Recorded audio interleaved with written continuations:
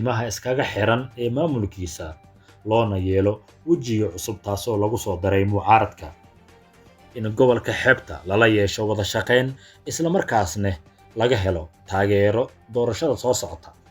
oo aan muddo 10 sano ka badan xisbigiisa laga taageerin sidoo kale in laba qayb loo jibiyo xisbiga xoogga badan ee mucaaradka gaamuray ODM oo aan hadda lahayn ilko badan doorashada soo socota 2027 na dawa ya deni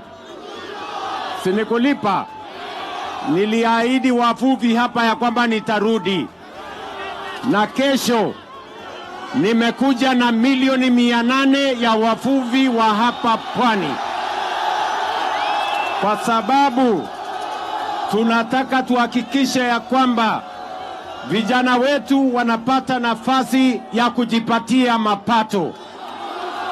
Pia kesho